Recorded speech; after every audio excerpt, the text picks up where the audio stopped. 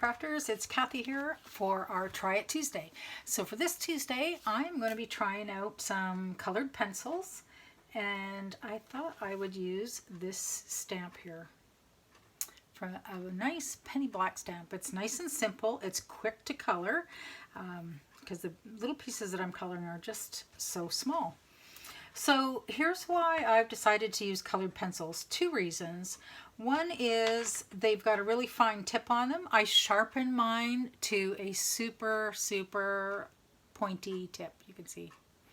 And this obviously is one of my favorite colors. It's well used. Just about time for another one on that. So I like them because I can get them to a super fine tip to get into really little areas. The other thing is I wanted to use this stamp with this scrapbook paper. I wanted to add that onto my card. So with colored pencils, there's such a variety of them, and we sell them individually, so you can just buy the colors that you need. So it's really easy to get the pencils that match the colors that you want, whatever the color. So I chose my paper that determined my color scheme, and then I pulled out the colored pencils. I do like to blend, so I've got a blue and a purple for the flower petals, and then a couple of greens for the petals. So I have a stamped image here, and if you hang on to the end, I'll give you just a couple ideas of how to use this stamp and get something so it's not exactly the same every time that you use it. So with blending these petals here, because I'm going to match this color of the cardstock, I've got some blue and some purples in there. So blue's my main color, purple's a little bit of an added extra. So the blue that I'm using, these are Polychromos, and this, my favorite blue color, is number 140. Ultramarine it's called, number 140. So I'm just going to take that and do very lightly. That's my trick with blending colored pencils, is don't try to darken it all in your first go. So I just really lightly, the person that I actually learnt that tip from, she calls it tickling your paper with the pencil. So you're just really lightly, and I'm coloring in little circles with that tip of my pen, or my pencil, sorry. And I can go over a few areas there. I won't color the whole thing because that might get kind of boring to watch. But that's enough. That'll give you an idea. And then I go in with my purple that I just want to highlight some areas with. And again, I'm just going super light. But you can see where it's starting to add that purple. Maybe I'll go out from the centers of the flowers. And just putting on a light, nice light coat of that. So you might be able to see a little bit of layering starting there. Then I'm going to go in again with this same, and my purple here, it's not actually purple, it's called Violet. And it's number 138 with the Polychromos. And I'm going to do a second coat, same place that I did the first coat. So it's just darkening up that purple so you can see it a little bit better. And I do find there is a really nice look to going in layers rather than just trying to go in dark all at once. So you might be able to see that that now is a little bit darker. The violet is starting to get pretty vibrant. Then, because I want to blend it, I'm going to go back in with my blue here, which was called Ultramarine, and it's number 140. And I'm going to go over my blue areas, just lightly again. And I'm actually going right over top of the violet as well. So I'm basically covering that whole flower where it's already been colored. I'm going over the whole thing with this blue. And it just helps to blend those together. And this is, some of these petals are pretty small, so this is where it's really nice to have a sharp point. It just gives you really good control. So good sharpeners, a real benefit when you're using colored pencils.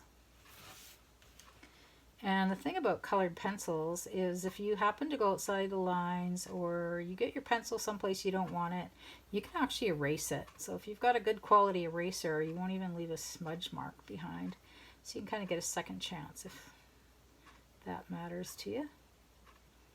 And there you go with those nicely blended. And you can continue to build that up. So if you wanted your purple a little more vibrant, you can go in maybe just on some portions of it where there's a shadow. Make it a little deeper purple.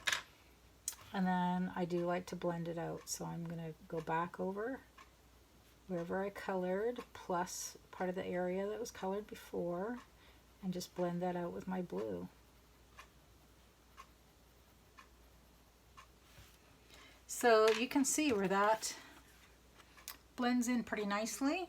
And I've created colors that work really well with the paper that I chose. So it's a great way to coordinate your projects. And then for the leaves, my pencil took off on me.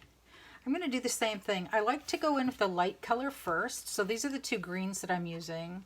The lightest one is called Earth Green, and it's number 172 in the Polychromos. And this darker one is called Chromium Green Opaque, and it's number 174. So I'm going to go in with this light one first on, I'll just do these couple leaves here. So I'm going to color that whole leaf with the green, and I'll do this side too.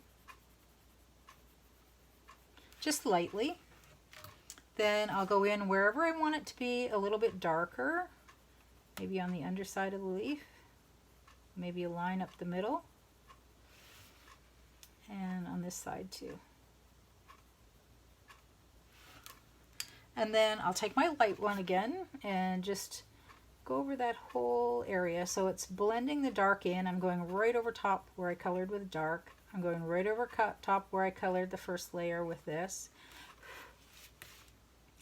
And so it's giving me a nice, more opaque color, so I'm not seeing the cardstock through it.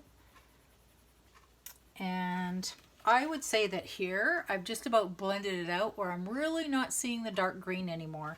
So I definitely want to go back in there and add some darker green. Put a line up the middle because I just kind of like that look. And then this time I wouldn't even blend it out because I want that dark to stay dark. So I'm kind of liking how that is. And then I would just do all my greens that way. Another thing with having this nice sharp tip is even when you come to like the stem here where it's super narrow, I can just do a line up here with my pencil. Now the paper I'm using, this is just regular white smooth cardstock.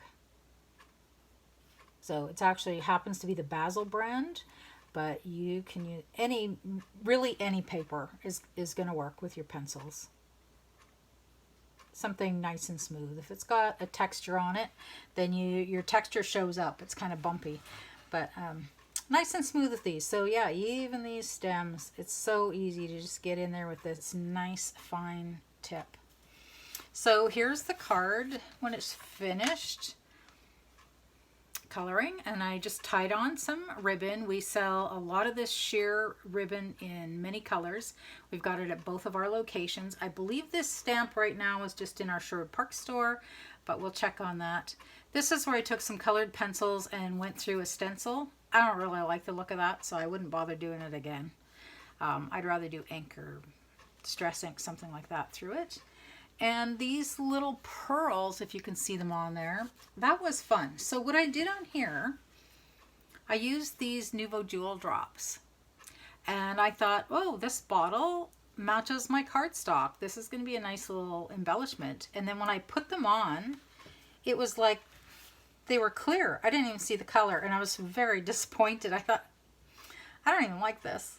But once they dried, then it was so cool because they're, I don't know if you can show it on camera. I'd see it on camera. But it's almost like they're a dewdrop. So they're very transparent. You can see through it. But it's got this blue hue to it. yet you can see right through it. So it does look like the effect of a dewdrop on a flower. It just gives it a really cool effect. And the reason is because these Nuvo drops, this is the Jewel line. So it's the Nuvo Jewel drops. And this color happens to be steel blue. And it will tell you right on the bottle that this particular one dries translucent. So it gives it a really nice sharp look. So a couple other ideas with this same stamp, because it's nice to do more than just repeat the same image over and over again. So here I did it more in the center of the card. This went off the edge a little bit, so that's kind of cool. This one, here's another one that I did. So this one, you can see I stamped it way off the edge. Most of the stamp was hanging off the edge. And then I repeated and stamped it again. So that gives you a little bit different look. And of course, you could take this flower and stamp all around in a circle and make a wreath. You could stamp just this little thing for little accents. So you can get multiple different looks out of your stamps. Another thing I wanted to just try on here and see what it would look like is, what if you changed it up a little bit? And I have this text stamp. Any text stamp is going to do. This was one where the words are not even legible, and I love that. So I'll just ink it up a little bit and drop it. Okay, so, and I'm just going to put it on my card. And I don't even care if it's a good stamping job, because I'm just wanting a little bit of text there. Perfect. So that's kind of cool. There's a different way to do it as well, just to add a little bit different look to it. And if you matted it up on your cardstock, that looks kind of cool. Here's another one where I've done it with text, and I put some distressed ink around the outside, so that just gives it a totally different, not a totally different look, but just a little bit of a different look. So there you have it for today. I hope that encourages you to get out your colored pencils and give those a try. Fun medium to use. Get a good quality eraser so you can always erase things you don't like, and a sharpener that takes them to this super duper sharp point. Have fun.